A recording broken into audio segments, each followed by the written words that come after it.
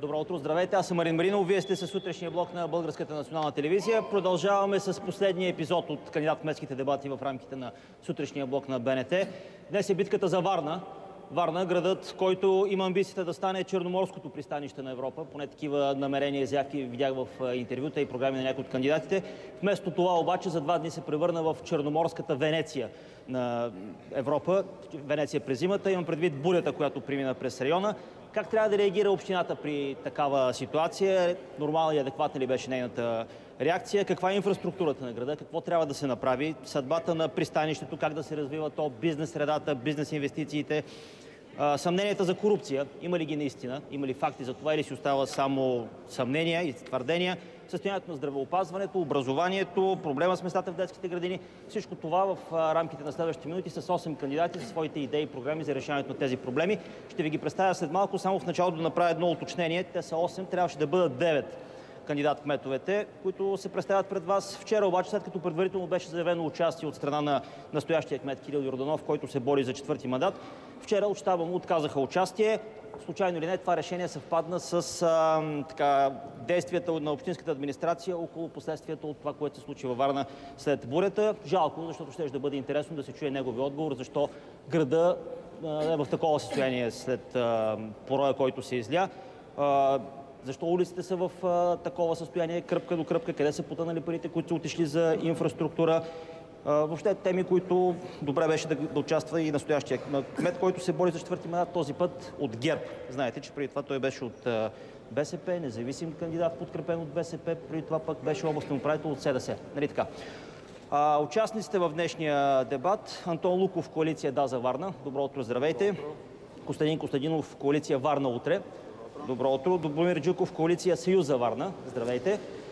Борислав Гоцанов от БСП. Добро утро. Веселин Марешки от Инициативен комитет издигнат. Здравейте. Николай Нетов от Синята коалиция. Добро утро. Димо Стоев, РЗС. Добро утро и на вас. Светозар Николов, Обединение Достойна България. Добро утро и на вас, господин Николов. Знаете регламента, само с 2 думи: равнопоставено участие, свободен разговор по темите, които споделихме. Спазваме единствено жребия на избирателната комисия за първи думи и след това в края на разговора за заключителни думи, това в края на самия дебат. И така, как се справи общината по време на вчерашната буря? Не може да избягаме от този въпрос, господин Гоцанов. Добро утро още веднъж. Аз много ясно казах своята позиция вчера пред медиите, че не само, че общината не се справи, а това, което е единственото правилно решение за настоящият кмет Кирил Йорданов, е той да подаде своята оставка и като кмет, и да се откаже от надпреварата за кметските избори. Не може 12 години ти да си бил кмет на община Варна и да не можеш да се справиш с подобна ситуация. Не може 2005 година да пада най-големият сняг, който някога се е случвал. Не може да се случва падане на Козирка и тежък инцидент, смъртен случай. Не може да пада Топола, отново същият инцидент, смъртен случай. Не може всичко, което стане във Варна, да се обяснява с тежки метеорологични условия. Ма чакайте малко. Ние имаме 4 сезона и ако кметът не е разбрал, че има падане на сняг във Варна между декември и февруари, трябва да има зимна подготовка за 12 години, за какво говорим? Тоест, той не е компетентен да се справи с такива ситуации. Ясно е, че когато Вие обаче бяхте председател на Общинския съвет. Сега ли разбрахте, че кмета не се справя в подобни ситуации? Аз за това казах вчера нещо, че се извинявам пред варненци за това, че през тези 4 години, докато съм бил председател на съвета, съм бил прекалено толерантен. Явно, че тази толерантност не е била най-подходящото. И затова смятам, че сега единственото решение е това.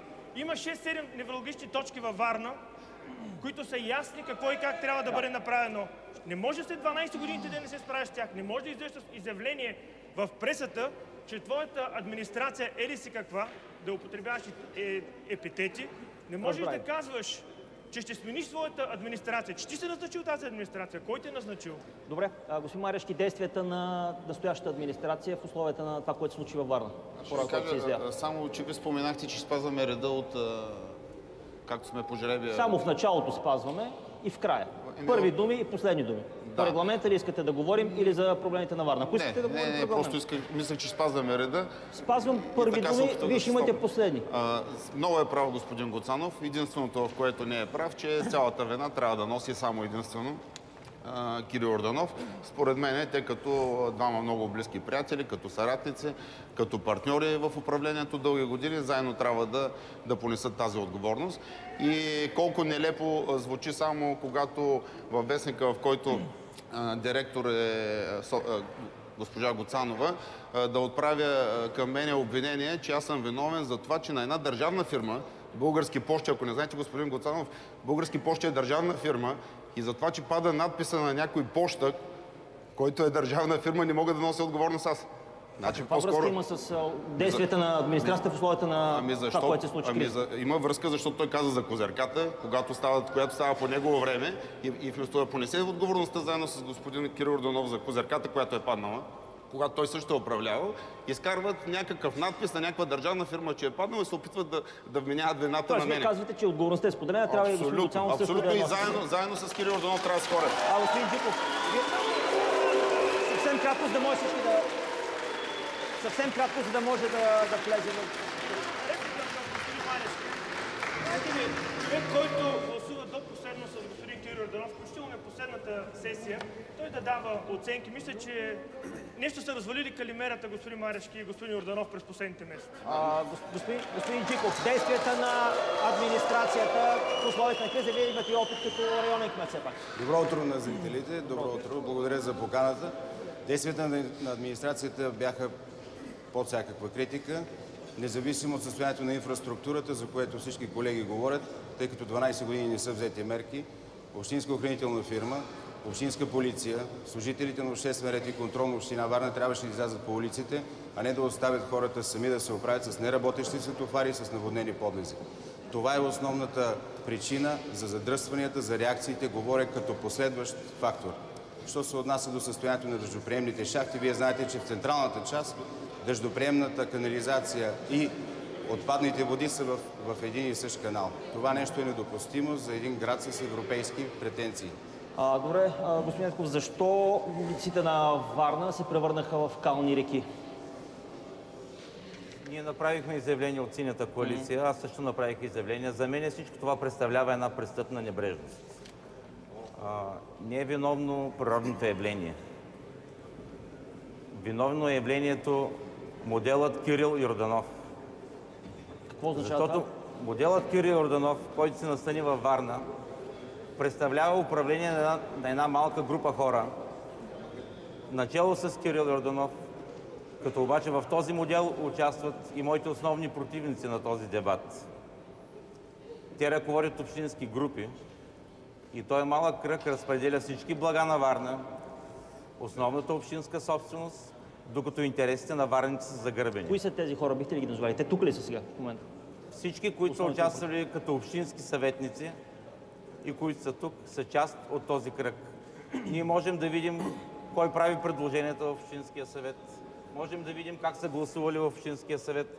Така че инфраструктурата на Варна, това, че някои договори са сключени, а други не са сключени, това, че се потисна конкурентна за среда във Варна, това е всичко едно следствие. Когато говорим за инфраструктура, корупционна среда, най-високите данъци в България, всичко това е следствие на един модел. Ще минем към модел. данъците след малко. Добре, господин Костадинов, има ли модел? Има ли модел Кирил Йорданов? Има ли наистина модел Кирил Йорданов и как се отразява той на това, което се случва във Варна?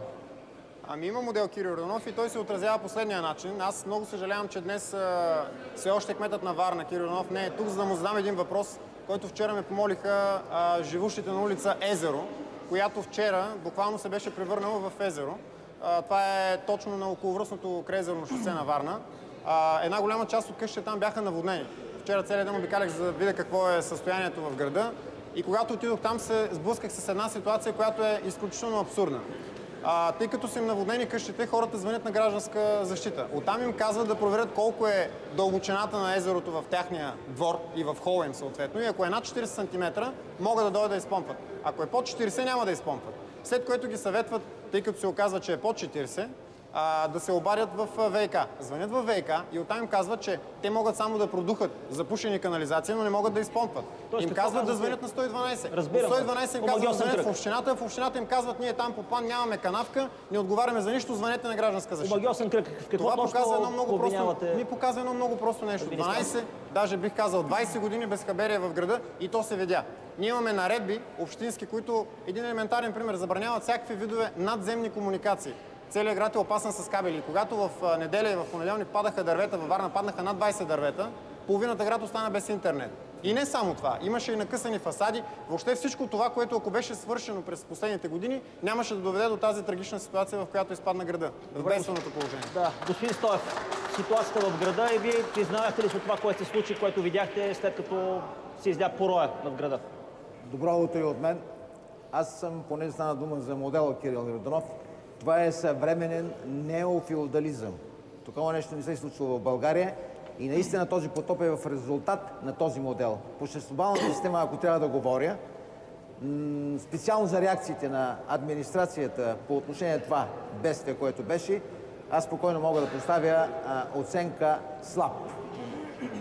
Добре, неофеодализъм, ама нали имаше Инфраструктурата. 3 пъти е избиран на вод, на избори. Киро, да, 3 пъти е избиран. Първите 2 мандата работеше успешно.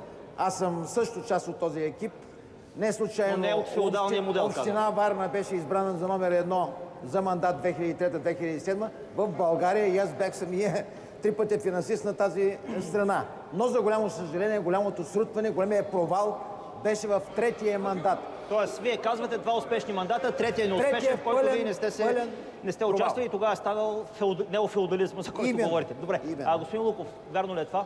Модела Кирил Йорданов? От мократа столица на България, Варна. Аз ще бъда съвсем конкретен в отговора си. Конкурса за поддръжка на дъждопреносните шахти е обявен на 20 април тази година. За първи път комисията е заседавала май месец, а към 17 октомври нямаме подписан договор. Нямаме подписан договор за поддръжка и почистване на дъждопреносните шахти. Възложител е община Варна. Понякога опират до това просто да се свършиш работата. А защо не е свършена според вас? Въпросът, който задавате, би трябвало да отговори човека, който нарече собствената си администрация тъпане, но според мен те са по-скоро барабанчета. Всъщност човека, който ги е назначавал, той трябва да ми отговори. Личното им мнение е, че не винаги нещата опират до велики и сложни конспирации. Понякога работата просто трябва да се свърши и говорим по-скоро за немърливост. Добре, господин Николов, трябва ли промяна във Варна и каква да бъде тя? Добро утро на всички зрители, уважаеми граждани. Аз смятам, че промяна във Варна е изключително задължително да бъде извършена тази промяна, защото виждаме, че администрацията не може да се справи по никакъв начин с елементарни ситуации в този град и даже в малко по-сложни ситуации, както се случи през последните дни. Може да се каже, че много дъжд се излява, много вода, концентрира се, листа паднаха в шахтите. Сега аз без да влизам в ролята на адвокат някакъв, може да се изтъкне това като аргумент. Аз смятам, че наистина ситуацията беше извънредна и смятам, че наистина е тежка ситуацията, но именно в тази тежка ситуация се вижда дали работи една администрация или не. И ние видяхме, че администрацията на господин Кирил Йорданов не е способна да свърши елементарните задължения по осигуряване на нормалното функциониране на този град. И аз исках да кажа към господин Гуцанов, че наистина смятам, че той беше твърде толерантен към господин Кирил Йорданов години наред. И много от нас, много от гражданите се бяха твърде толерантни и именно за това стигнахме от тук. Специално аз с над 30 протеста съм се обявявал твърдо срещу управлението на господин Кирил Йорданов. Провеждал съм подписки, сигнализирал съм прокуратурата, защото смятам, че той каквото можа да покаже, го показа за последните 12 години. Смятам, че неговото време изтече и време наистина да има промяна в този град. Нека се концентрираме по някои такива варненски теми и да видим вашето решение за това как да се решат проблемите. Една от темите, които навсякъде присъства, което видяхте от ваши програми, интервюта и изявления, които сте давали, е инфраструктурата, състоянието на улиците, уличната мрежа в града. Защо е такова състоянието на инфраструктурата? Защо всички улици са в кръпки? Видях едни данни, че за 12 години около 900 милиона лева са дадени за кръпки общо взето на улиците и състоянието е такова. Какво трябва да се направи и Трябва да се смени моделът Кирил Йорданов. Какво значи това на практика? На практика това означава, че във Варна трябва да се създаде конкурентна среда. А няма ли в момента? Няма такава конкурентна среда, няма и контрол. Защо липсва конкурентна среда? Защото няколко фирми, свързани с кръга Кирил Йорданов, управляват изцяло инфраструктурата на града. Те поемат парите, но варненци не получават никаква услуга. Тоест извършват се злоупотреби. Но при липса на конкурентност нито имаме качество на услугата, нито имаме реална услуга. Имаме само усвояване на пари. Самият кмет заяви, че 900 милиона през неговите 12 години са налети. А те не се виждат. Той не ги дава еднолично тези поръчки на определена фирма, нали така? Те минават през гласуване в Общинския съвет. Нали така? За обществените поръчки е ангажиран лично кметът Кирил Йорданов. Той създава неконкурентна среда. Условията за поръчки са такива да печелят едни и същи фирми и резултатът е такъв. Същите тези фирми могат да работят при други условия. Но тези Кои условия... са фирмите? Ще кажете ли имена на фирми? Всички варненци ги знаят. Не е нужно да споменаваме фирмите. Въпросът е след това, че нямаме и контрол. Защото трябва да има контрол, за да се спазва закона и парите на варненеца трябва да се пестят всяка стотинка. Да, кажете, господин Стоев, вие искахте. От морска столица на България ние се превърнахме в столица на дупките, за голямо съжаление. Никаква стратегия няма по отношение на развитието на инфраструктурата. Имайте предвид, че много сериозни са нарушенията и трябва да се вземе една глобална система да се направи във връзка с решаването на този специфичен и глобален проблем. Ама как да се реши? Подземната структура в изключително тежко състояние. Не може при условия на корупция да се решават тия тежки проблеми за Варна. Така че аз... Има корупция, казвате. В смисъл каква корупция? По отношение... Фирми получават пари, а не вършат нищо, така ли? Ами мога да посоча много примери, но няма тази възможност. Ами как може, примерно, една улица да се направи по първоначален проект от 12 милиона да се направи за 16 милиона? Нали, свързано с обществените поръчки, как може за реконструкция и модернизация на уличната мрежа, при условие, че е направен търг с открита процедура в рамките на 50 милиона лева, само след 4-5 месеца да се прекрати тая обществена поръчка и да се направи за същия предмет на дейност 140 Господин Джиков, за инфраструктурата. За инфраструктурата, парите, които се дават и защо няма да видим... Това, което предлагаме, това, което сме заварили, това, което се е случило, ние го знаем. Това, което ние предлагаме, е присъствие на браншовите организации, на техни представители, още при изготвяне на конкурсните условия за обществените поръчки. Представители на браншовите организации да участват в тези комисии, за да може да има прозрачност, да може специалистите да кажат своето мнение за обема, за размера и също така да участват после заедно с структурите на общината в контрола на разходването и в контрола на качеството. В този смисъл няма прозрачност. В момента няма прозрачност. Това е истина. Това предлагаме ние. Защо не сигнализирахте по-рано, защо не направихте така, че да има прозрачност? Районните кметове не възлагат обществени поръчки, не участват. Но все пак имате... Имаме не спазване на закона за общинската собственост, защото 30% от приходите от даден район трябва да влизат по сметка в района. Това нещо не се е случило за тези 4 години. Имате възможни лостове така за влияние, за достъп до кметския кабинет. Сте имали през тези години и би могло това, за което говорите като констатация... Ние не сме присъствали на кметски оперативки да говорим за това, което сме се събрали. Какво ще се случи от тук нататък? Добре, господин Костадинов, инфраструктурата. Инфраструктурата и това, което представлява уличната мрежа на Варна. Ние, когато говорим за инфраструктура, не трябва да забравяме, че инфраструктурата не са само пътищата в града, които са в отчаяващо положение. Имаме и социална инфраструктура. Имаме инфраструктура, която трябва да се развива, но големият проблем, за да не се случват инфраструктурните проекти във Варна, е свързан с това, че ние вече повече от 12 години нямаме приет общ устройствен план. В самото начало на кампанията се оказа, че общия устройствен план на Варна тепърва ще се приема. Беше тръгнал дори по кабинетите на различни министри. Аз съм голям песимист дали това ще се случи до края на годината, освен ако следващия кмет на Варна не направи необходимото, за да се приеме този план, защото без него няма как да се случи нищо.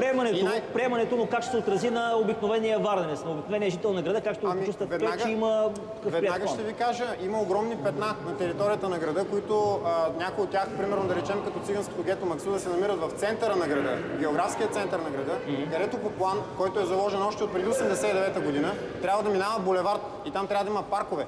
обаче това нещо не се случва вече повече от 20 години и една от причините да не се приеме общ устройствен план е именно тази.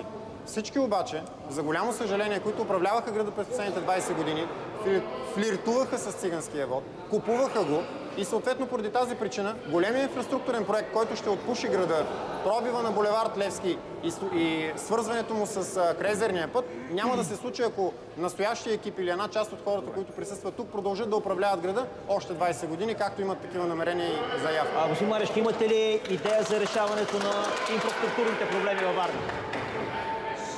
Вижте сега, значи ние имаме вече 5 минути и няма как тук да обсъдим всички проблеми. Всички проблеми на Варна ги знаят всичките ми конкуренти.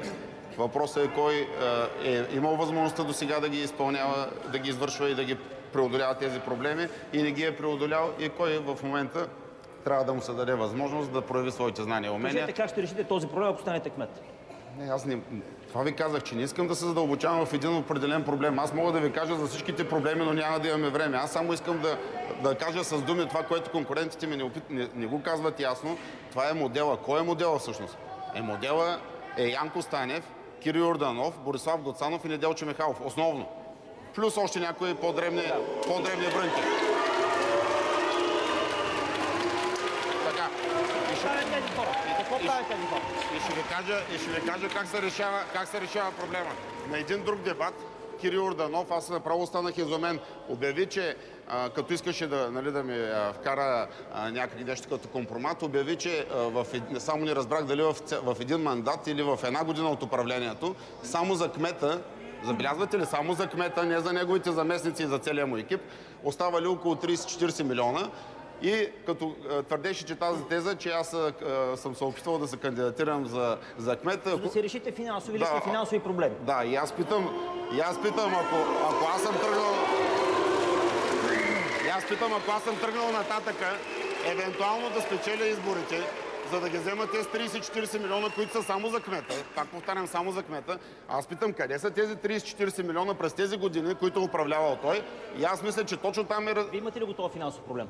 Такъв размер? Не, нямам никакъв финансов проблем. Напротив, мисля, че съм си доста добре финансово. Но казвам, дори евентуално, ако аз трябва да... Аз питам назад във времето. Няма да бъдете с 30-40 милиона напред. Точно тези 30-40 милиона, за които твърди кмета, че ги е имало, и аз питам къде са през тези години тези 30-40 милиона, точно там е закотвен проблема и аз ще ги оставя тези пари във Варна и тогава няма да ги има тези проблеми нито с инфраструктурата, нито с детските градини, нито с всичко останало.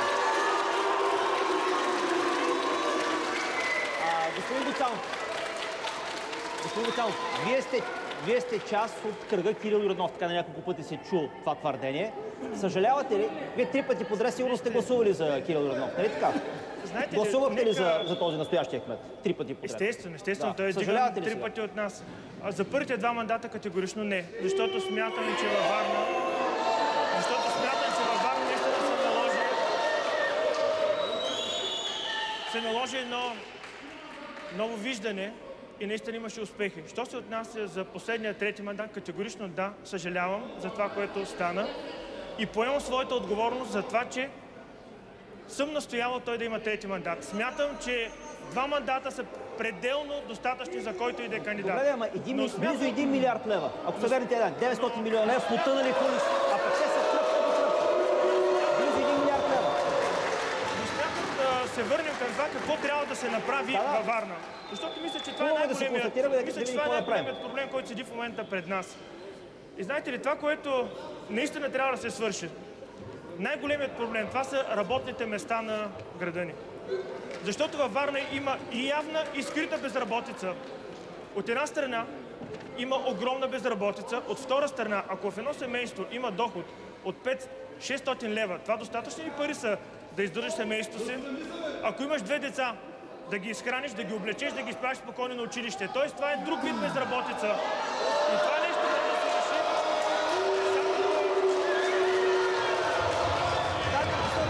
Че безработицата не е основният проблем на Варна. И данните не сочат, че безработицата... Само по един единствен начин, че създаване на общинска икономика един път и втори път чрез големите инфраструктурни обекти. Аз за това винаги говоря за големите обекти, като създаването на новият контейнерен терминал, превръщането на пристанище Варна изток в новата крайбрежна зона на града. Там са парите, които могат да изкарат Варна от тази криза, в която в момента се намира града. А що се отнася до инфраструктурата, естествено ще я прилича на швейцарско сирене. Но няма смисъл да констатираме нещо, което е ясно. Аз ви питах и за решение, освен констатацията, как да се реши. Господин Луков, съгласен ли сте, че това е основен проблем? Работна среда, работни места, безработица, защото данните сочат друго. Данните сочат, че примерно по местни данъци и такси там Варна е на едно от последните места сред областите градове. В смисъл на една от най-високите местни данъци и такси тук. Аз отново ще бъда конкретен. Няма начин да се реши проблема с инфраструктурата, без да се реши проблема с подземната инфраструктура. Варненци трябва да знаят, че в най-гъсто населената част, централната част на града, цялата ВиК мрежа е от преди 9 септември. И единственият начин да се реши този проблем е в синхрона между институциите Община Варна, ЕОН и ВиК. Другото необходимо условие е балансиран общински бюджет. И тук бих искал специално да кажа, че вече два дебата господин Кирил Йорданов твърди, че дълговете на община Варна са около 60 милиона лева. Аз бях свидетел, когато на сесия на Общински съвет беше изнесена цифрата 90 милиона лева. Всъщност изглежда никой не чете отчета на Кирил Йорданов, защото в неговия личен отчет, публикуван на сайта на община Варна, дълговете на Варна са 111 милиона. Това притеснително ли е, според вас? 111 милиона лева дългове. Първо, ако плащанията са обезпечени, не знам. Притеснително ли? Аз си мисля, че това натоварва действията на бъдещия кмет. Вижте, от момента на обявяването на кандидатурата си, Кирил Йорданов е насрочил 85 на 100 от бъдещите поръчки на община Варна. Тоест, натоварват се действията на който и да е от бъдещите кметове тук. И няма вариант, при който ние да обещаваме решаване на проблемите още през първата година на нашето управление. Господин Николов. Да, господин Николов и след това вие. Да, господин Николов. Като представител на гражданската общественост сме участвали в протести срещу дупките в град Варна. И това, което констатирах, тъй като в резултат на протестите господин кмета предостави всички договори на нашата организация, за да упражняваме обществен контрол върху дейността. В резултат на това аз се запознах с наистина огромните пропуски на администрацията в контрола на фирмите, които изпълняват наистина ремонтите в град Варна. Вярно е, че нещата се подобриха, но това беше само в края. И видяхме и констатирахме... Ако станете кмет, ще имате възможност не да протестирате, а да решавате проблема с дупките и инфраструктурата. Да, точно... Колко ще струва това нещо и откъде ще намерите пари? Точно това беше причината, че аз от гражданско лице реших да вляза в политиката и да поема отговорност да направя всичко възможно за благото на град Варна. Колко струва? Колко струва ремонта на улиците във Варна и откъде ще намерите пари? Ремонта на улиците ще се осъществява, трябва да се осъществява от кметската администрация, защото това така ще бъде контролирано по най-добрия начин. Контрола е ясно. Парите откъде ще намерите и колко трябва да бъдат те? Парите... Вижте, проблемът с парите ще става все по-голям, защото в резултат на корупцията в изпълнението на инфраструктурата са усвоени страшно много средства, разпределени и накрая имаме некачествено... Аз питам за решение. Това е Решението е много просто. Решението е създаване на конкурентна среда. Конкурентна среда, ви го казахте в началото. И малкият и среден бизнес трябва да участва в обществените поръчки. Трябва да се разбият обществените поръчки, да може повече фирми от Варна да участват. Господин Стоев,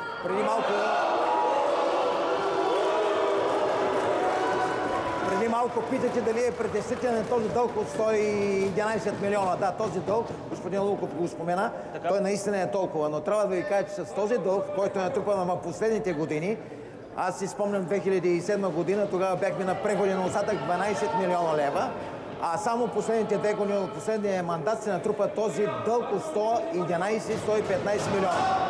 При този дълг трябва да ви кажа скоро чухме и информация има по този въпрос, че 5 общини са пред абсолютен фалит.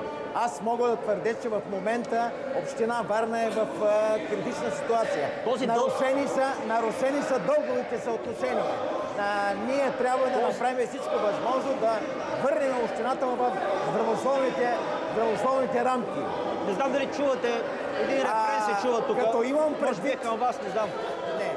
Един рефрен там се чува.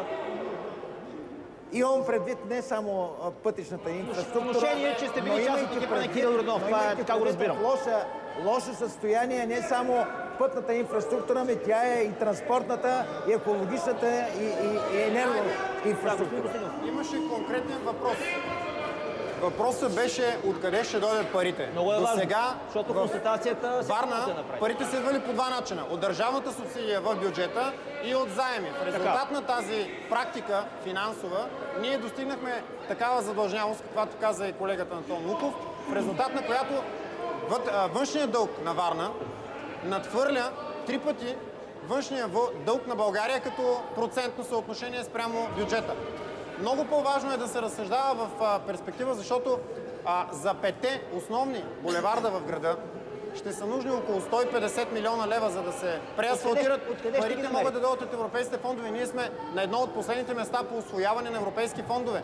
Имаме договорни средства до момента от 2007 за периода 4 години, от 2007 до 2011, 43 милиона лева. Имаме да усвояваме съвсем груба и приблизителна сметка от порядъка на около 500 милиона лева. Тоест пари по еврофондовете за инфраструктура с съучастие на общината. Това казвате ви. А те не се усвояват поради една много проста причина. Липсва прозрачност не само за изпълнението на поръчките, но дори и в самото им възлагане. Община Варна няма електронен регистър, но това са вече допълнителни неща. Господин Луков, вие искахте да... Последните години община Варна заделя около 50 милиона лева годишно за рехабилитация на пътищата. Сумата е и много и малко. Безспорно тя не е достатъчна за цялостен ремонт на всички пътища в града, но мисля си, че при малко по-добър контрол, и повече правомощия, изнесени в районните кметства, общината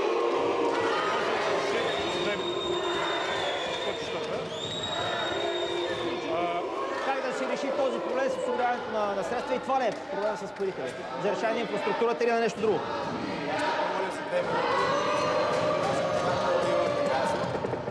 И след това остатъка от моето време ще го предоставя на колегите. Как ще се реши въпроса с финансирането? Финансирането ще може да се реши единствено с издигане на претенцията на Варна до нивата на Брюксел, т.е. финансиране директно от Европа, не само от оперативните програми. Това е занемарено в момента в администрацията. Аз искам да кажа много неща, но се страхувам, че няма да ни остане време. Давайте конкретно, казвайте. Зад мен искам да кажа, че не стоят партийни централи, не стоят и капитали. Аз това, което искам да кажа на хората, че съм достатъчно млад, за да не нося бремето на старото време. И същевременно с това знам какво искам.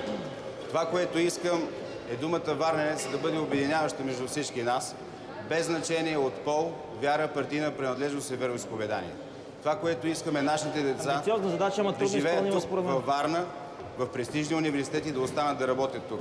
Това, което искаме всички заедно можем да постигнем, това е прозрачност, ефективност на управлението с контрол върху разходите. Това са нещата, които са важни в момента да разговаряме. Това какво е било, всички го знаем. Аз това се опитвам през цялото време разговора, освен от констатацията, оттам да тръгнем да намерим решение. Решението какво е и как е, колко струва, затова ви задавам тези конкретни въпроси. Добре, Варна е морски град, морска столица. Има пристанище. Трябва ли това пристанище по някакъв начин да се развива? На къде да върви? Има няколко начина, които са изключително важни, за да бъдат набавени средства в града и града да бъде променен. Естествено е, че един от способите е европейските фондове. Няма разминаване по Вторият от моментите това е създаването на общинската икономика. Защото без общинска икономика няма как да имаме нито работни места, нито имаме как да направим така, че варненци да не бъдат единствено друсани като брашнян чувал за данъци, за да пълним хазната на Варна. Значи трябва да има работеща икономика и работеща инфраструктура. Това са нещата, по когато които... говорите за данъци, господин Марешки, вие сте гласували за увеличението на данъците във Варна. Ще намалите ли данъци? Ще намалите ли данъците, ако имате мнозинство в Общинския Не, съвет? данъците не става въпрос за намаляне на данъците. Не. Въпросът е те да не бъдат повишавани, да не бъдат единственият източник на средства. Затова говоря, че пристанище Варна трябва да бъде общинско. И затова, когато говоря за преместване на пристанището, се говори... По една-две минути говори и за времето ни върви. таксите на корабите и яхтите да влизат в бюджета на общината, за да има тогава пари и за социални дейности, да има пари и за култура, и за здравеопазване. Това е големият смисъл. Работни места, работеща икономика и общинска икономика и създаване на условия за големите инфраструктурни обекти. Къде е ГЕРБ, между другото? Правилно питат колегите. ГЕРБ са тези, които 2 години скапаха Варна на това ниво, на което е в момента, които спряха проекта за пристанището. Къде е депутатския корпус на ГЕРБ, начело с кмета Йорданов, които спряха инвестицията от 160 милиона евро, която все още седи по сметка на държавата? Господин Марешки, първият проблем, който трябва да се реши, ако станете кмет на Варна.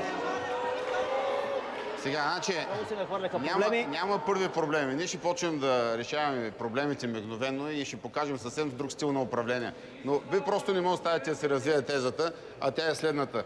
Че аз не мога да разбера, събуждам се сутрин и не мога да разбера с какво сме обидели небесата, с какво сме разгневили боговете, че те постоянно наказват и не оставят в една система, в която ние трябва да избираме постоянно вече повече от 20 години между едно и също.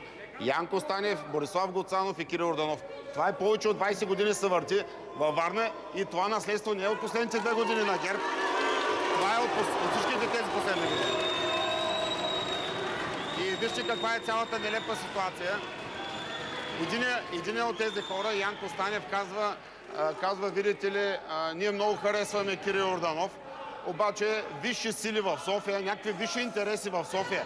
Не тук наши, не на БСП Варна, не на ГЕРБ Варна, а някакви висши сили в София накарат да не гласуваме така, както си харесваме Кирил Йорданов. Говорим за Янко Станев и за ДПС, да подкрепяме Борислав Гуцанов. И аз питам какви са тези висши сили в София, които се противопоставят срещу интересите на варненци и те решават да подкрепят Борислав Гуцанов. Това ли е решаващо? Гласа на Янко Станев и на ДПС. Това ли е решаващо? Не, решаващо е системата. Че миналата година... Вие се борите срещу системата. Ето казвам, убедете хората да гласуват за вас, а не за системата. Ето убеждавам ги. Миналата година... Кажете какво ще направите като кмет, за да спрем, аз не съм жител на Варна, но ако гласувам... много неща и те хората ще го видят, че те много добре знаят аз как управлявам. Миналата година Цветан Цветанов обявява, че при операция Медузици, където беше арестуван господин Гуцанов, след нея също веднага за това нещо носил и Кирил Йорданов. Същия този Цветан Цветанов, който сега е шеф на предизборния щаб на ГЕРБ и ни казва колко е хубав Кирил Йорданов и ни го натриса отново за 4-ти мандат във Варна. Това е гнилостта на системата, която ни пречи да изберем нормални хора, които да оправят града. Защото ако аз сега не съм кандидат за кмет, варници щяха да бъдат изправени пред перверзията да изберат между Кирил Йорданов и господин Гуцанов. Не, имате избор варници. Не, нямаше да имате.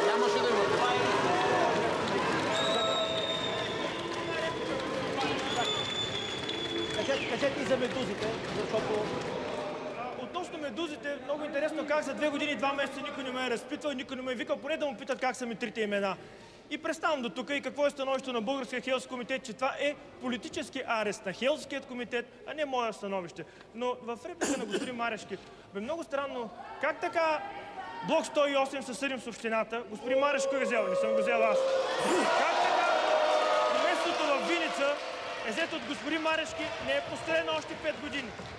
Как така господин Йорданов беше подписал 16 декара в морската градина да бъдат продадени. Един глас не достигна и се коментираше, че това ще бъде за господин Марешки. Как стана тези неща? Да, ще трябва да отговоря. Трябва да отговорите, защото излиза, че ви сте в отношение с общината.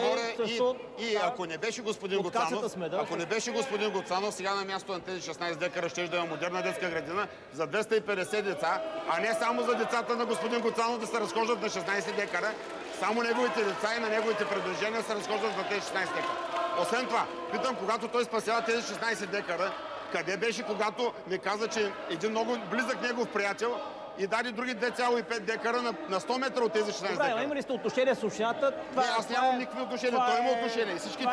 Всичките тези сделки, плюс твоя мол на последната сесия, която той дойде специално да гласува, за да може 3 милиона и 100 хиляди лева наши варненски пари да дадем на близка Тоест, от тези сделки общината е спечелила. Това Не, от казвате. тези сделки общината губи и той участник в тези сделки. Това искам да кажа. От сделките с вас. Господин Стоев. Зависи от вас.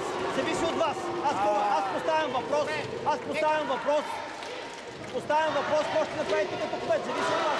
Господин Стоев, какво сте вие?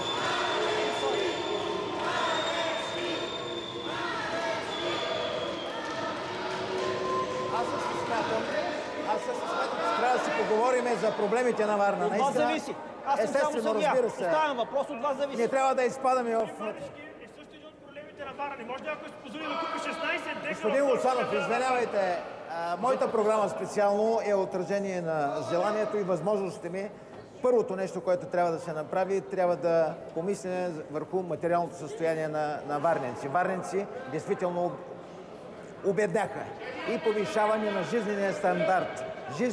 Се разходи човек по листите, няма такова впечатление. Разбира се, това може да настане след насърчаване на икономическото развитие, а в моята платформа аз съм заложил радикално намаляване на данъците. Да се намалят данъците. Радикално намаляване на данъците. бюджет, общинския бюджет? Аз съм финансист и икономист и съм си направил сметката и съм изчислил. Например, данъците, намаляване на данъчното бреме по-скоро, е единствената предпоставка за увеличаване на икономическата Колко активност. трябва да се намалят? Конкретно, сколко трябва да се намалят? Аз имам конкретни предложения, например, по отношение местните данъци и такси. Да, разбира се. Таксите за детски градини и детски ясли. Аз съм без такси за детски ясли и детски градини, като съм изчислил, че 5 милиона аз съм управлявал финансите на този град в по-дефицитен, по-тежки времена. Без такси за детските градини предлагате. Именно намаляване. С оферта без такси за детските градини, господин Стоев. Това са 5 милиона лева, имайте предвид. Добре. Намалил съм и данъка наполовина за данък недвижими имоти. И наполовина данък недвижими имоти. Конкретна оферта се чу от РЗС. Господин Костадинов. Да, давайте, аз нямам да ги спрем. Хубаво е, че се говори за таксите в детските градини, но много по-големия проблем е, че няма места в детските градини. Но на мен ми се иска да върна разговора малко назад, защото ние поставихме въпроса за транспорта. И е хубаво да говорим за проблемите на града и за това как те ще се решат, а не кой какво до сега направил, защото варненци мисля достатъчно добре виждат и на 23 октомври всеки ще направи свой избор. А ние трябва да искаме хората да излязат да гласуват, а не да правим дебати, с които да ги отблъскваме. Така че, нека да започнем да говорим конкретно за проблемите на града. Един от големите проблеми е свързан с транспортната изолация на Варна. Ние изпадаме в сянката на Констанца от север и Бургас от юг. За да се реши този проблем е нужно едно единствено нещо. Малко по-голяма децентрализация в държавната администрация и помощ към пристанището. Пристанището в момента печели много. Миналата и тази година са едни от рекордните в неговата история, особено за последните 20 години. Но всички пари, които влязат в него, отиват в София, отиват в държавния бюджет, а тук не остава нищо. Ако тези пари останат както в Констанца, където всички приходи остават там, в резултат на което това пристанище за 20 години надмина Варна и Бургас взети заедно, Варненското пристанище може да бъде действително източната врата на Европейския съюз. Има идея да стане пътническо пристанище, контейнерният терминал да се измести. Точно така, ние там нямаме абсолютно атракционна зона. Това е общ проект, който е между другото, дебатите. само да довърша, този проект е от преди 89-та година. Преди няколко години имаше ново развитие, по него имаше единогласие и към настоящия момент все още стои на книга. Лошото е, че не се случва както много други неща. Трябва да говорите с централната власт, за да ги предлагате тези неща. Централната власт да не се държи като колониална администрация. Вашето решение на този проблем? Абсолютно се обединяваме около тази идея. Пристанището не е предвидено в ОУП, а ОУП още не е влязъл в сила. След това трябва да се актуализира ОУП. Говорим за неща след 5 години. Варненци искат да чуят какво ги следва. Не е актуално, казвам. И след тази проблем не е актуален, казвам. Варненци трябва да даде възможност да развиват бизнес. Господин Джиков. Не трябва да се концесионира пристанище Варна. Не трябва да се концесионира. Не трябва. Това няма да бъде добре за Варна, нито за нейните жители. Това, което говори господин Костадинов, което говори господин Гуцанов, абсолютно 89-та година е решено да бъде преместен контейнерният терминал, за да може да се освободи Варна-Изток. Варна-Запад със своето разширение ще може да поеме и контейнерен терминал, ще може да поеме и зърнен терминал. Но това не е основният проблем на Варна. Проблема на Варна е хората, гледайки този дебат, да припознаят себе си. Да повярват в себе си, да излязат и да гласуват. Това е проблема. Но начинът, по който говорим, в тези кратки минути, ние няма да можем да изложим всички свои тези. Аз ви питам просто да не боли минутите, конкретни решения, конкретни проблемни решения. Аз поставих няколко. Ако имате решение, кажете как да се реши. Конкретното решение, това е едно честно управление, отчетно пред хората, свързано с проблемите на хората. В момента Варна има едно надменно управление, което не се интересува от проблемите на гражданите, а се интересува само от своите собствени проблеми. Ние тук обсъждаме 12 декара в морската градина или пък какво друго са гласували общинска съветници. Какво е станало? Важни са проблемите на хората, които не се чуват вече 10 години. Ако собствеността на гражданите преминава в други ръце на безценица, трябва да вземат в ръце своето управление. Прекалено неподготвен, говори господин Нетков. Не може да каже, че пристанището не е на дневен ред. Как да не е на дневен ред, когато парите за пристанището са осигурени и въпрос на воля на правителството е да стартира изграждането на новото пристанище. И там точно е заровено бъдещето на града. И разбира се, че никога не трябва да бъде отдавано пристанищна концесия. И се радвам, че колегите това ще го приеха. А това става с една. Когато общината работи в интерес на хората и в интерес на варненския бизнес. Ние сме изготвили програма с икономически мерки във Варна да се случи бизнесът, защото той благодарение на администрацията. Данъците как са според вас? Местните данъци и такси. Трябва ли да се променят според вас, да се подобри бизнес средата? Първи бяхме ние, които казахме, че трябва да се намалят местните данъци и такси. С колко? Още не е въпрос с колко, това е въпрос на бюджет с толкова, с колкото да се отвърже от една страна бизнеса, а от другата страна хората да имат възможност да потребяват. Но това е само една мерка. Другата мярка е да се създаде конкурентна среда, да могат повече фирми да работят. Третата мярка е една администрация, която действа в услуга на бизнеса. Не може във Варна да се издава строително разрешение за 151 дни, докато в София за 20 дни. Добре, за някои от тези мерки ще ви трябват мнозинство в Общинския съвет обаче.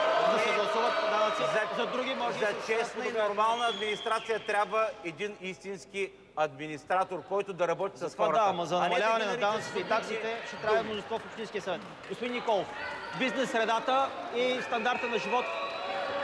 Високите данъци, които плащат варненци, съответстват ли на висок стандарт на живот? Според вас какво трябва да се направи? Според мен наистина проблема във Варна е наистина масовите фалити на малките и средни предприятия, които се случват и безработицата, която все повече и повече нараства. Този проблем води до понижаване на доходите, на покупателната способност на населението. И върху това трябва да се работи. Трябва да се стимулира наистина бизнеса във Варна, но не според мен чрез създаване на някакви държавни или общински структури, а чрез стимулиране на бизнеса, т.е. чрез създаване на администрация, която да работи бързо, открито, прозрачно, защото тази администрация... Как ще я направите тази администрация? Откъде ще я вземете? Ще направим така. Тази администрация в продължение вече на 12 години нещата се случват много трудно, много сложно. Трябва да протестираме, за да получим каквито да е нормални документи, всякакви разрешения за строеж, които се случват. Аз ви питам, ако станете кмет, какво ще се промени? Ще се промени, ще има отговорно, прозрачно управление, гражданите ще имат достъп до информация. Ама как ще стане? Аз се питам, се задавам въпроса как ще се случи. Да видим конкретно. Чрез прозрачно управление. Прозрачно управление. През прозрачно. Това, което ние в момента виждаме 12 години, че няма никаква прозрачност, всичко става на тъмно. И общо устройствен план става на тъмно. Всичко ставаше в частни интереси. Тъмно е, казват. Тъмно е, казва господин Николов. Вече ще стане прозрачно. Да бъдат много конкретно. Туристическата такса, която плащат хотелиерите в курортните комплекси Златни пясъци и Дружба, е в пъти по-голяма от тази, която плащат нашите конкуренти, най-близките и конкуренти община Несебър. Примерно в Елените и в Свети Влас. Ние сме длъжни най-малкото да изравним тази туристическа такса, която, пак повтарям, в Несебър е 20 стотинки, а при нас е 1,60 лв. Поемате такъв ангажимент? Аз поем този ангажимент. Ние сме длъжни да дадем равен шанс на нашия туристически бизнес. По отношение на въпроса как, тук опираме до едно решение, което съществува откакто свят светува. Няма друг начин за решаване на проблемите, освен с труд. Знаете ли, че в собствения си отчет Кирил Йорданов е посочил, че неговата администрация обслужва гражданите 35 часа седмично. А най-малката работна седмица в страни като Франция и Финландия е 38 часа и половина. То освен въпрос на часове и въпрос на ефективност. 41 какво час. правиш през тези часове, докато работиш, дали работиш Вижте, така или иначе няма как да се решат проблемите по друг начин, освен с работа и с ум. Това се опитвам да разбера. Откъде ще намерите кадри, които да почнат да работят ефективно? Работещата администрация е едно от условията за решаване на проблемите. И тези кадри могат да работят ефективно. Въпросът е този, който прави администрацията. Той да даде стимули на тази администрация, за да работи. В момента тя е обезсърчена, защото виждат как се вземат едни грешни решения и как градът е хванат в една административна хватка, която задуши и хората, и бизнеса. Тоест ще бъдат мотивирани да бъдат част от екип. Това са едни компетентни хора, които могат да работят, но на тях трябва да се стимулират и те трябва да им се показват как да се вземат верните цели. Те не могат да работят за грешни цели. Разбирам, че господин Недков е чел много книги и говори много научно, но големият въпрос е да бъде създадена първо общинска икономика, общината да бъде тази, която да се грижи за сметопочистването и сметоизвозването, за да се намалят данъците, да не е това безобразие, което стана през тези 2 дена. Да се направи фирма за строителство на нови жилища, защото покривът не е привилегия, за което и да е семейство.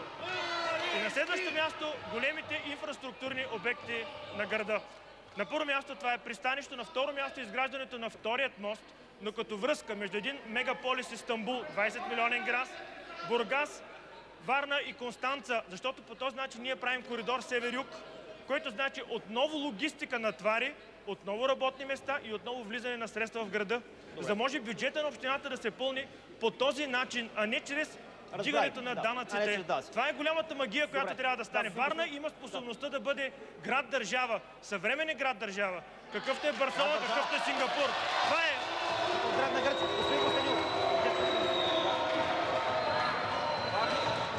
По отношение на администрацията само мога да добавя 2 мерки, които приложени в други общини на територията на Варненска област показват изключително добри резултати. Първо, всеки ден приемен ден. В момента в нашата община някои отдели и някои етажи в общината работят в определени дни с граждани, в други не. Там е много трудно да се стигне. И второто нещо, което е абсолютно пълна прозрачност на всяка една поръчка и на всичко, което върши общината в интернет. Така е в община Суворово, така е в община Бяла, така е в община Аксаково, дори съседни общини, които са десетки пъти по-малки от територията и населението на община Варна. Направили са го там, административния капацитет е освен на 100%. При нас не се случва. Господин Джиков, как ще разберат варненци, ако вие станете кмет, че администрацията се е променила? Ще бъде ли ще стане ли тя по-ефективна? Ще бъде ли по-облегчен достъп до нея? За 4 години в район Владислав Варничек по същия начин ще продължим да работим. Отворена администрация с граждански контрол, с граждански районния съвет, т.е. обществен съвет за подкрепа, който ще дава своите мнения. За 4 години аз не съм взел нито едно самостоятелно решение, защото всичко зависи от гражданите. Тези, които бяха неуспели кандидати за кметове, работиха с мене 4 години, за да можем да направим живота на гражданите по-добър, да им покажем уважение. Във вашия район администрацията е действала ефективно. Знаете ли кое е интересното? Че положителните оценки за мене се прехвърлят като положителни оценки за господин Йорданов, което аз не съм съгласен, защото моята работа е била въпреки управлението на община Варна. Това е разликата, което мене ме очудва като анализ. Ще имате възможност, ако станете кмет, този опит да го пренесете в голямата община. Това е основният въпрос. Ние сме показали какво можем да направим. Искам да завърши и с още нещо, че не може дълго време да се заблуждават много хора. Може за кратко време, малко хора, може за дълго време, пак малко хора, но много време, на много хора не може да ги заблуждават. Важното е хората да повярват, че имат шанс да променят нещата. И въвеждане поетапно на електронна община. Колкото се може повече да зависи решаване на даден въпрос от самата администрация. Едно гише отиваш, решаваш всички проблеми. Така е. Добре. А още по-добре от личния си компютър в къщи, което някои държави, например като Естония, вече са го направили. Господин Марешки. Господин Марешки, ако станете кмет, как ще се развие аптечното дело в Варна? Аптечното дело във Варна отдавна е приключило. Аз искам да ви обърна внимание къде е закрито, къде са проблемите. Некадърност и корупция. Това са двете неща, в където изтичат милионите не само на Варна. По принцип, един човек трябва да е или некадърен, или корумпиран, за да може милиарди да са минали през мандата и нищо да не е останало във Варна. Другото нещо, това е зависимостите по посока на хомосексуализъм, алкохолизъм, наркотици и така нататък. На варници не им трябват хомосексуалисти, алкохолици, некадърници и корумпирани управляващи. Това сред вашите опоненти ли има такива? Значи, в управлението има такива хора и те трябва да бъдат, особено некадърните и корумпираните, трябва да бъдат изхвърлени максимално бързо. Иначе няма да има управия във Варна. Искаме се малко да кажем за кампанията и за изборите. Дали ще бъдат честни, дали ще има ли корпоративен вод, ще има ли платен вод тук във Варна, дали ще бъдат честни въобще изборите. Господин Марешки, колко телефонни номера събрахте? Само искам да добавя, че някак си нелепо звучи, примерно, господин Гуцанов да казва, че Варна нямала нито 1 квадратен метър до морето. Точно той продаде цялата алея първа на 30 евро квадрата, продаде цялото лице на Варна и сега ми говори за 16 дека. Цялото лице на Варна го продаде на 30 евро квадрата. Колко телефонни номера събрахте? Много телефони.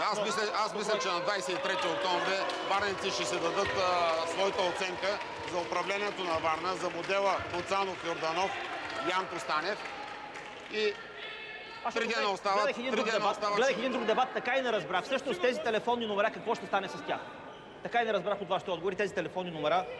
В крайна сметка, какво ще се случи? Кои телефонни номера? Телефонни номера на хора, които пазаруват в ваши аптеки и си дават не само на хора, номера. значи всички граждани на Варна, които се включат активно в измитането на върхушката, която не управлява повече от 20 години, ще имат пряк достъп до кметската администрация за максимално бързо решаване на всеки един от проблемите. Защото ние не можем да чакаме бедствията и да реагираме на бедствията. И Гуцанов е виновен, защото за бедствията трябваше да се готвим преди 2 години, когато и той управляваше. И трябваше да бъдем подготвени. Не може да реагираме на последствията. Ние трябва да гледаме години напред, за да може нещата да вървят. Защото и метро, и въздушен транспорт, и всички други неща се правят, когато се разсъждава и се гледа, когато управленски се гледа. Опитвам се да разбера, ще ги обзвъните ли тези хора, вие и хора от вашия щаб, ще ги обзвъните ли тези телефонни номера в навечерието на 23 октомври? Естествено, тези хора всички ще им бъде даден номера на кметската администрация, с която да имат пряк достъп. Преди изборите ще им се обадите? Естествено. И какво ще им кажете? Ще им кажа кой е номера, който ако спечели, те ще имат пряк достъп до този, който е спечелил и той ще управлява по-добре Варна. Включително и тези 30 милиона ще останат във Варна, а не в джобовете. Вие имате ли телефонни номера? Позволите. Тъй като господин Марешки каза, че... Тъй като господин... Сега създаваме кръга Марешки. Аз разбирам, че... Кръга Марешки на всички варненци. Кръга Марешки не е на Гуцанов, Йорданов, Янко Станев и Костов. Кръга Марешки е на всички варненци. Ако някой ни се е дал телефонни Всички варненци. Нека всички варненци ги изметем. Моят авторитет, за да се вдигне на вълната, няма нищо лошо. Не, опазил Господ с медуза да се вдига авторитета. Авторитета не е толкова висок. Тъй като имаше едно обвинение, че имам нещо с продажбата на земята. Имам нещо с продажбата на земята, която е на алеята. Се срещнем в съда с господин Марешки, тъй като не виждам какво ще мога да имам с продажбата на тази земя. Но това, което искам да ви кажа, че аз ще създам в съда първо по операция Медузи са срещнати и тогава по другите неща. На всички кандидат-кметове, след като бъде избран за кмет, тъй като всеки един има своята добра страна и всеки един да каже своите идеи. И освен кандидат-кметовете, които ще бъдат приобщени, и всички специалисти, които са доказали в останалите области също ще бъдат поканени в този, защото трябва да има вечните интереси на Варна и те трябва да се спазват. Господин Маринов, ще бъдат ли просто не се чуваме и не виждам смисъл от този дебат. Нито чуваме, не си. Ще бъде ли честен вод? Ще има корпоративен и платен вод. Говорихме за проблемите. Аз мисля, че това е най-важно. Абсолютно. Най-важно и това интересува варненци. Аз бих ги степенувал така. На първо место изключителният финансов колапс на общината, който е много сериозен. И това наистина ще води следи след себе си. Усвояемостта от еврофондовете. Втория проблем. Имайте предвид, че община Варна приключи тук 1-2 години работа с усвояемостта в рамките на 6 малки проекта. Около 35-40 милиона усвояемост. Аз мисля, че трябва да се изгради една компетентна администрация и аз наистина, ако бъда избран за кмет, първото нещо, с което се заемат с тази компетентна администрация, която да съдържа субординация, мотивация, прозрачност при усвояването. Една ефективна... Знаете ли им имената? Имате ли ги те хора? В момента в община Варна работят около 4-5 човека в това звено. То ще подмените администрацията, така ви разбирам. От главен ръководител, доктор. Ще подмените администрацията, така ви разбирам. Аз виждам разширяване, перспективно разширяване. Ма дали ще не по-ефективно? Цяла дирекция, ако към това, което работи, добавите още нещо? След като основната роля на една община не е оцеляване, а развитие, наистина този публичен продукт, при условие, че има възможност да се вземат европари, аз мисля, че трябва да заложим на това. Да. На ефективна и грамотна администрация по отношение на усвояването на еврофондовете. Господин Николов, ще бъдат ли честни изборите според вас, по ваши наблюдения? По мои наблюдения, изборите във Варна не са честни на този етап и при нас постъпват сигнали доста за купуване на гласове. Ние наблюдаваме много добро този процес и надяваме се наистина да има чести избори във Варна и гласуванията да бъдат честни, да няма подмяна на гласове и така нататък. Този процес го следим много сериозно. Основният проблем във Варна е... Откъде са опасенията ви, че няма да бъде честен вод? Да, ние се представяме, че няма да бъде честен вод, но се стараем да вземем всякакви мерки, за да може да гарантираме по някакъв начин прозрачност, защото това искаме, да има честен вод. Варненци да могат наистина да са сигурни, че когато дадат своя глас... Какво става? Корпоративен ли е вода? Какви са опасенията ви? Някой купува или заплашва? Какво става? Моите опасения са много, но ние все още нямаме достатъчно доказателства, така че аз не обичам да говоря празни приказки. Проблемът е, че във Варна се знае, че всяка една медия подкрепа определен кандидат. Във Варна няма наистина честни избори и хубаво е, че националната телевизия да може да се изкажат наистина обективни мнения за управлението на града. Затова и питам за конкретни проблеми, конкретни Това, което искам да обърна внимание, че за последните 12 години имаме едно абсолютно престъпно управление на общинската собственост и това, което ще бъде направено, ако ми се гласува доверие, ще бъде направена ревизия на цялата общинска собственост, която е разпродадена, която е влязла в публично-частни партньорства и ще бъде потърсена съответната отговорност. Защото в момента община Варна е с над 110 милиона дългове. Това е задължение към банки и лизингови дружества, а не знаем задълженията, които са към фирмите, които ми казват, че има задължения в момента. И това е голям проблем във Варна. И аз поемам ангажимент да се управлява Варна без дълг, без поема на задължителни финансови задължения, а с ефективно и правилно управление на всички разходи на общината. Това случва във Варна. Ще трябва да наваксате 110 милиона дълг. Това е проблема. Това е минимум 110 милиона. Ще почнете на минус 110. Как ще излезете на плюс? Чрез правилно ефективно управление на разходите на града, чрез ревизия, разваляне на сделки за разпродажа на общинската собственост, която за последните 12 години... Символ на такава сделка неизгодна за общината, която искате да развалите. Можете ли да дадете? Значи, сделките са страшно много, които трябва да се развалят във Варна, но... Последната сделка. И последната сделка също трябва да бъде развалена. Имаме... Господин Марешки подсказва за МОЛ, който трябва да бъде развален. В момента виждаме в целия град презастрояване, липса на нормална градска среда, липса на детски градини. Това нещо трябва да бъде прекратено. В цветния квартал виждаме, имаме данни също за скандал за безстопанственост на управлението господин кмета Кирилов. Ще бъдат ли честни изборите? Вие до сега всички въпроси сте конкретен, отговорите на всички въпроси сте конкретен. Ще бъдат ли честни изборите във Варна? Купени ли са вече? Изборите са като всяко дело човешко, не съвършени. Никой не знае дали ще са честни. Аз само мога да предположа. По време на тази кампания се срещах с хиляди хора. Повече слушах, отколкото говорих, и така се родиха доста интересни идеи. Например, младите във Варна искат петък и събота денонощен транспорт. Не всички имат БМВ-та, за да ходят на дискотеки. Това през летния сезон? Или разбира се. Да. Също така, друга интересна идея. Частична забрана за високото строителство в центъра на града. Ние трябва да запазим духа на Варна. Очевидно е, че високите сгради, които вече съществуват, няма да бъдат събарени, но те не се вписват в архитектурния облик на града и ние няма смисъл да правим нови и нови. Какво да се прави? Те вече ги има. Забрана на високо строителство, те ще изтърчат. Разбира се, но ако не бъде направена тази частична забрана, няма никаква гаранция, че утре да се появят още небостъргачи в центъра на града. До колко етажа? Моето мнение е, че за центъра на града повече от 5 етажа не е необходимо. До 5 етажа. Говорим за централната част на града. В Русе мисля, че е 2 или 3, в Париж е 8, вие по средата. Около 5 етажа. Това са част от нещата. Например, друга интересна идея беше създаването на зоополиция. Зоополиция, която да се грижи за един проблем, който е доста сериозен в града.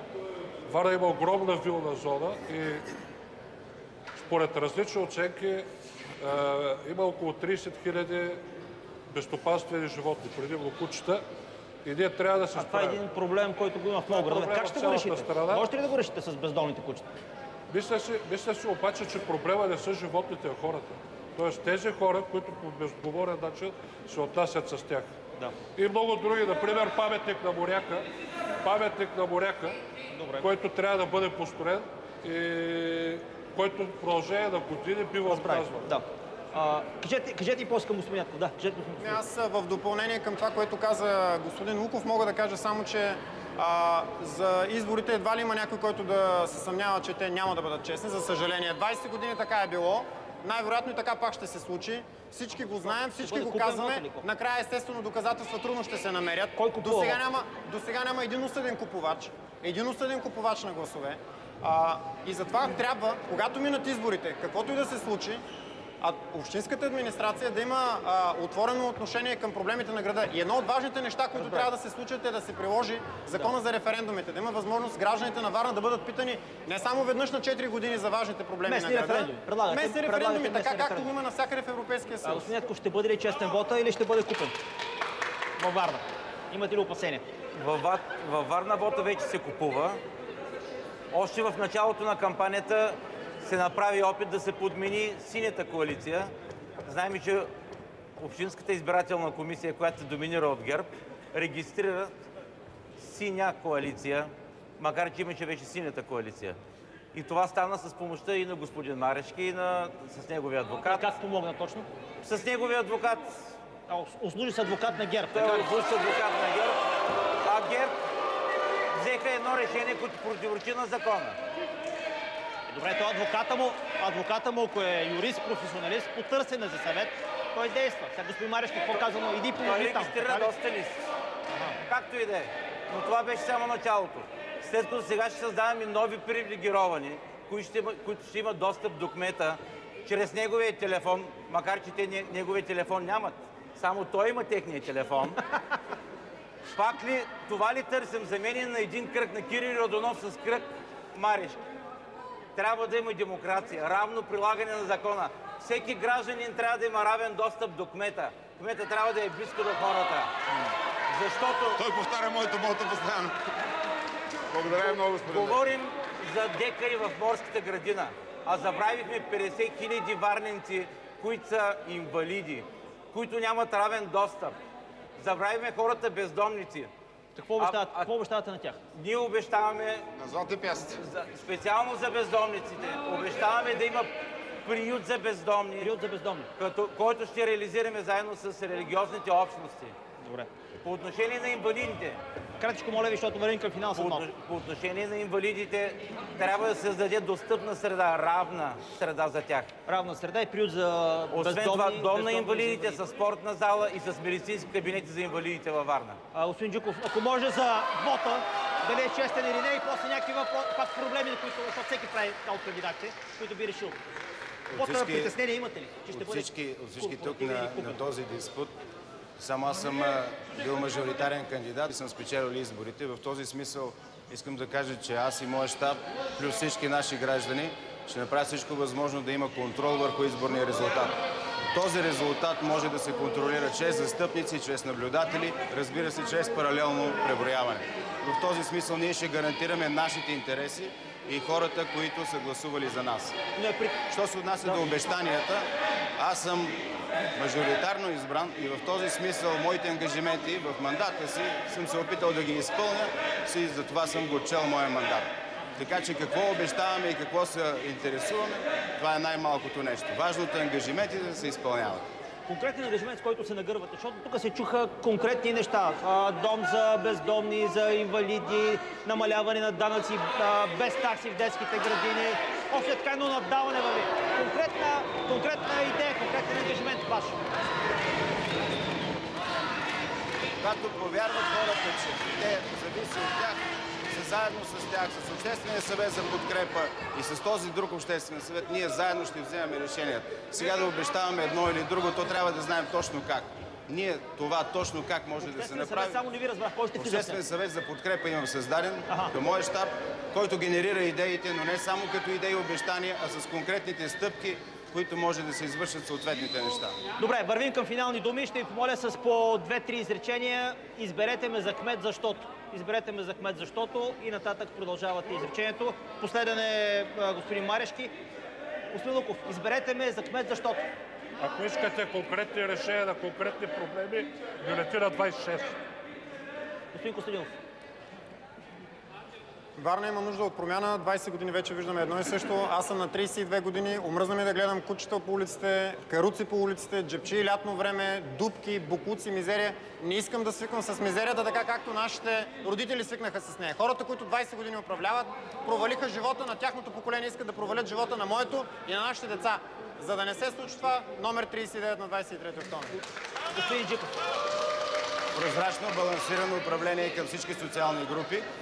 И разбира се, с номер 49 за една по-добра Варна.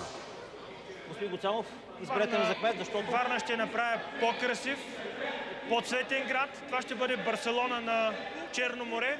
А днес каня всички наши симпатизанти на концерт в 18:30 в спортната зала с Лили Иванова, за да завършим нашата кампания и да спечелим на 23-ти.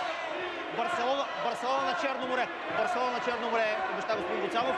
Господин Николов, изберете ме за кмет, защото... Уважаеми граждани, аз съм за ново гражданско управление, за активно участие на гражданите в местната власт, защото само така може да спрем тази корупция и това беззаконие, което се лива в град Варна. Време е да го променим, участвайте, доверете ми се и ще имате постоянен достъп до мене, заедно да променим страната, заедно да променим град Варна. Това трябва да стане чрез ваше участие активно. Искам да бъде извършена промяна в администрацията, да бъдат съкратени над 20% от администрацията, за да има качествена услуга, да може да започне да създават нови работни места. Уважаеми граждани, гласувайте за бюлетина номер 31 за истинска промяна на град Варна. Изберете ме за кмет, защото... Във време, когато целият ИСВАТ е изправен пред предизвикателството на финансово-икономическа криза, аз мисля, че единствено финансист може да оправи общината. Видяхме какви са дълговете. Аз съм един от малкото финансисти, нали, тук, така че се наемам така да реша проблемите, финансовите проблеми, които са над всичко на община Варна. Така че ако варненци искат да бъдат с намалени данъци и такси, нека да гласуват с бюлетина номер 14. Добре, господин Нетков. Варна се нуждае от мениджър и от стопанин. Варна се нуждае от човек с човешко сърце, обърнат към проблемите на варненци. Варна се нуждае от човек за кмет, който не е участвал в досегашния модел. Варна заслужава да бъде символ на просперитет, а варненецът символ на преуспял гражданин. Аз се ангажирам това да стане. Номер 36. Варна... Господин Марешки, изберете ме за кмет, защото... Варна се е превърнала в тренажор, в който хора без опит се опитват да се учат на управление. Варна се е превърнала в хранилка, в която няколко фамилии се обогатяват, а останалите тънат в нищета, тънат в дупки, в локви и така. Нека заедно, призвавам нашите съграждани, заедно на 23-ти да изгоним мафията от Варна, да изберем успели, можещи и честни управленци, Модела Марешки не е модела Гоцанов, Кирил Йорданов и Добрин Митев. Модела Марешки е на всички обикновени варненци, които трябва да се съберем заедно и да оправим нашия град. С бюлетина 63 още на първия тур. Добре, благодаря много на всички участници в дебата, на всички техни симпатизанти, които участваха в този дебат. Това беше последния от поредицата дебати в големите областни градове на страната. Надявам се, че по някакъв начин сме ви били полезни, сме ви ориентирали. 22 години след промените продължавам наивно да смятам, че трябва да се гласува, че наистина нещо зависи от нашия глас. Призовавам ви и вие също да го направите.